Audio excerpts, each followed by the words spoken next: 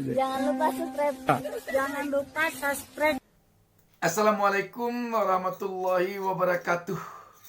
Jumpa lagi dengan saya Bustaminarda. Kembali saya mendoakan kepada Allah Subhanahu wa taala, Tuhan Yang Maha Esa, semoga seluruh pemirsa mendapatkan keberkahan hidup dari Allah Subhanahu wa taala dan semoga keluarganya rukun dan damai. Sahabat BN, terdengar sekarang ini sibuk wakil rakyat di DPR RI Senayan memproses lahirnya revisi undang-undang yang mengubah nama One Team Press menjadi DPA, Dewan Pertimbangan Agung.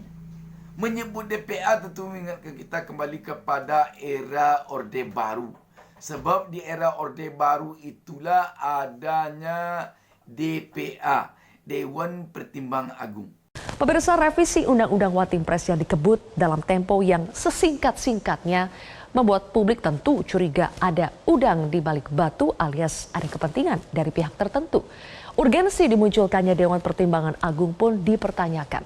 Terlebih pembahasan revisi Undang-Undang One Team Press termasuk mendadak padahal tidak masuk dalam prolegnas prioritas. Saya khawatir misalnya ada dugaan-dugaan inisiatif rancangan undang-undang ini hanya sebatas untuk mengakomodasi politik yang jauh lebih luas ya. Karena prosesnya begitu cepat, publik justru menduga jangan-jangan ada sesuatu yang disembunyikan di balik itu semua. Jadi jangan sampai ada kesan bahwa RUU yang kemudian menjadi inisiatif DPR ini hanya sebatas untuk mengakomodasi pihak-pihak tertentu karena jabatan politiknya di 2024 berakhir, kemudian akan ditampung dalam wadah yang baru ini. Jangan sampai misalnya perubahan ini sebatas ada kesan merangkul, mengakomodasi begitu luas kepentingan politik yang selama ini memang akan berakhir masa jabatan politiknya. Saya kira di situ konteks. Kami akan bahas soal proses kilat revisi Undang-Undang Dewan Pertimbangan Presiden yang mengubah nomenklatur One Team Press menjadi Dewan Pertimbangan Agung. Bersama dengan pakar hukum tata negara sudah ada Mas Ferry Amsari. Selamat malam Mas Ferry. Malam Mbak Zilvia. Baik, Mas Ferry, Anda melihat ada tidak sebetulnya urgensi untuk mengubah One Team Press menjadi Dewan Pertimbangan Agung? Ya, alat ukur bicara soal perlu atau tidak perlunya sebuah undang-undang bisa disegi dari berbagai hal. Nah, untuk undang-undang One Team Press ini kita bisa melihat dari segi konstitusi. Di Undang-Undang Dasar kita di bab 4 sudah dinyatakan bahwa khusus untuk Dewan Pertimbangan Agung dinyatakan di dalam Undang-Undang Dasar itu dihapuskan. Jadi tidak ada lagi nomenklatur ketatanegaraan yang namanya Dewan Pertimbangan Agung. Jadi agak aneh juga pilihan pemerintah dan DPR dalam merevisi Undang-Undang One Team Press ini melalui menggantikannya dengan nomenklatur DPA atau Dewan Pertimbangan Agung. Karena dengan digantikan nomenklatur itu, dengan sendirinya gagasan itu telah bertentangan dengan Undang-Undang Dasar. Karena Undang-Undang Dasar bilang sudah dihapuskan. Kedua, praktik penyusunan undang-undang ini yang kilat itu melanggar prinsip partisipasi publik yang ditentukan pasal 96 Undang-Undang Pembentukan Peraturan Perundang-undangan. Sebab harus dilibatkan dulu publik, harus bicara dulu kepada publik. Setidak-tidaknya menurut putusan Mahkamah Konstitusi harus memenuhi 3 hak publik untuk diberikan masukan, publik memberikan masukan dalam sebuah rancangan undang-undang. Kedua, hak menerima masukan publik. Dan ketiga, hak mendapatkan penjelasan kalau masukan publik itu ditolak. Artinya RUU ini tidak sekedar melanggar konstitusi, tetapi juga melanggar hak publik untuk berpartisipasi. Jadi kecenderungannya memang undang-undang ini mau melabrak berbagai hal. Ketiga, nuansa politiknya sangat tinggi, sangat kental sekali. Sebab ngapain juga pemerintahan mau berakhir, tiba-tiba dibahas sebuah undang-undang yang urgensinya tidak berkaitan dengan kepentingan publik luas. Karena yang akan menikmati dan berbicara soal undang-undang ini ya kalangan elit saja. Tanpa DPA, tanpa One Team Press, kebijakan dan tata kelola pemerintahan tetap akan berjalan. Jadi bagi saya aneh saja kalau kemudian nuansa politik ini dibesar-besarkan menjelang berakhirnya masa jabatan Presiden Joko Widodo. Sehingga wajar saja ada dugaan bahwa pembahasan undang-undang ini hendak jadi jembatan transisi ya pemerintahan Presiden Joko Widodo menuju pemerintahan Pak Prabowo. Hanya saja sayangnya karena ini melanggar konstitusi, maka keberadaan DPA ke depan tentu inkonstitusional dan lebih ke arah ruang politik. Sebab begini, Mbak Zelvia, Presiden Joko Widodo kalau dia menjadi one team press, suasana kebatinan politiknya akan berbeda karena one team press itu berada di sayap istana, jadi bawahan presiden, gitu ya. Nah, sementara kalau dibentuk lembaga baru, maka mungkin maruah politiknya akan jauh lebih tinggi karena posisi DPA mau tidak mau disejajarkan dengan presiden. Padahal pembentukan lembaga baru seperti itu, terutama yang namanya DPA, itu jelas-jelas melanggar prinsip-prinsip konstitusional tadi. Kalau demikian, apa urgensinya sekarang ini dengan begitu tampak tergesa-gesa DPR mengubah One Team Press menjadi DPA? Tentu saja tak salah kalau banyak yang mengatakan karena didesak oleh kepentingan politik untuk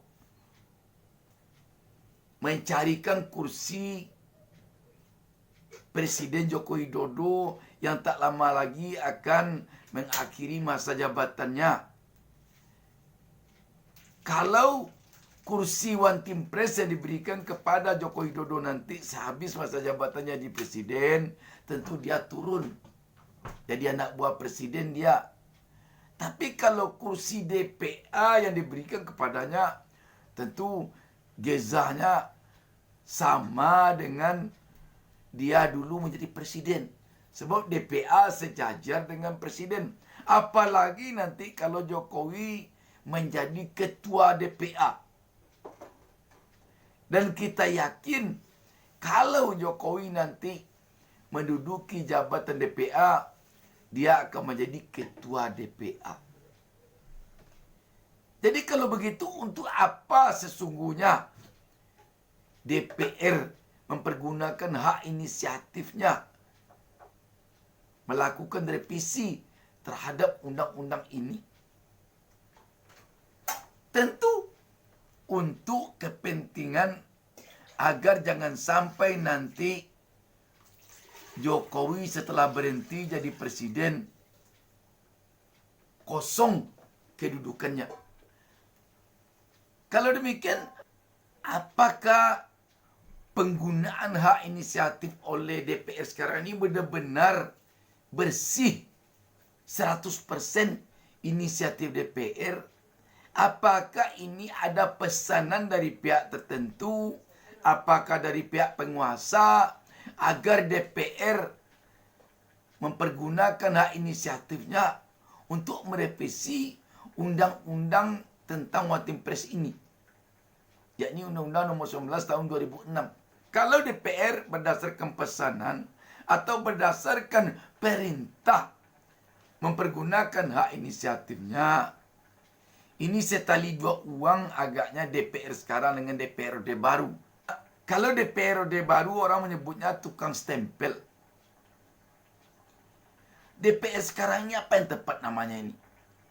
Tukang terima perintah, tukang terima pesanan, atau tukang apa namanya DPR sekarang ini?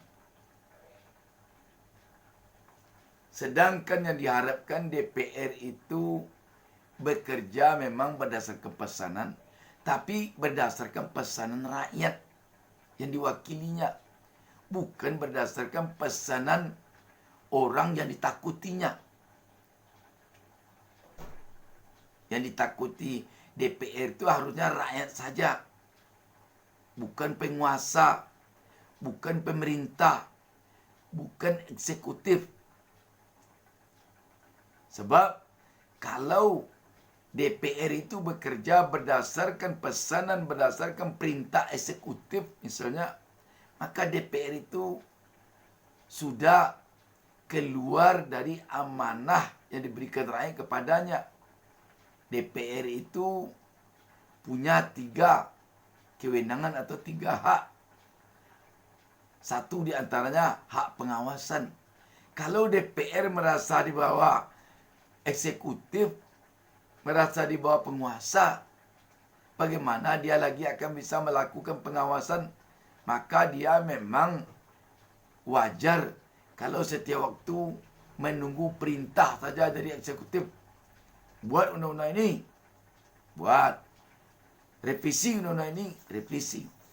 Tetapi apapun namanya, satu hal yang perlu diingat adalah yang disampaikan oleh Ferry Amsari tadi. Kalau One Team Press akan diubah menjadi DPA, tidak cukup hanya dengan merevisi undang-undang tentang One Team Press ini saja. Tetapi harus juga mengubah undang-undang dasar. Sebab seperti yang dikemukakan oleh Ferry Amsari tadi, undang-undang dasar telah menghapus DPA. Tidak ada di undang-undang dasar lagi DPA. Dengan demikian, kalau ingin mengubah One Team Press menjadi DPA, tidak cukup, tidak bisanya dengan merevisi Undang-Undang Nomor 11 Tahun 2006 tentang One Team Press saja. Tetapi sekaligus juga harus mengubah pasal Undang-Undang Dasar yang berkaitan dengan penghapusan DPA. Memang harus kita akui sahabat BN bahwa banyak sekarang ini lembaga negara yang maaf bicara gunanya hanya untuk menghabiskan uang rakyat saja. Fungsinya tidak begitu kelihatan. Sebut saja DPD,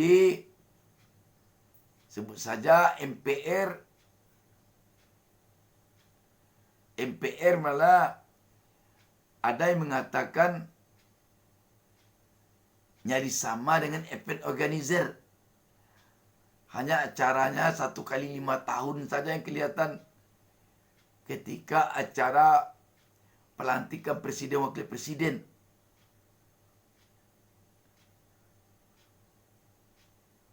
Padahal dana yang keluar untuk itu besar sekali.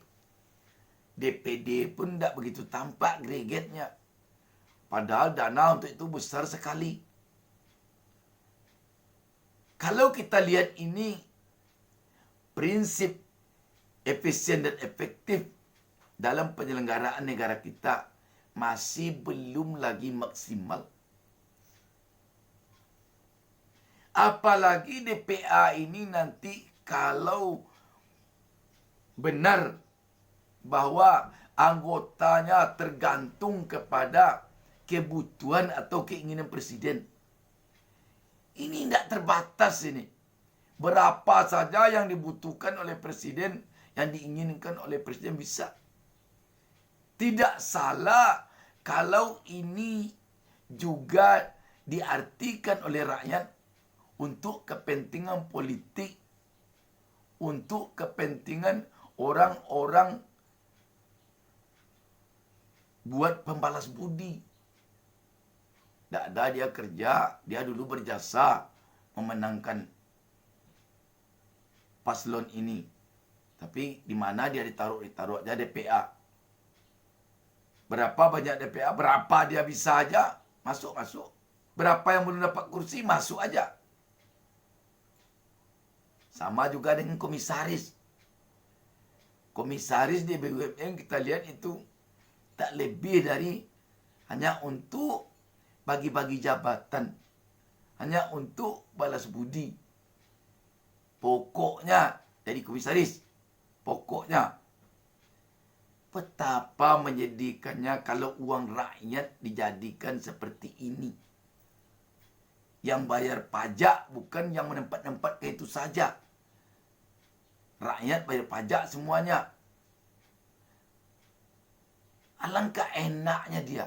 Dia menempatkan seseorang karena berjasa kepadanya, tapi yang membayar gajinya rakyat. Sungguh ini sangat-sangat menyedihkan. Sungguh ini sangat-sangat menyedihkan. Kapan lagi negara kita akan berhenti dengan hal seperti ini? Kapan lagi? Kapan? Sekali lagi, kapan negara kita ini akan berubah? Kalau begini. Demikian, wassalamualaikum warahmatullahi wabarakatuh.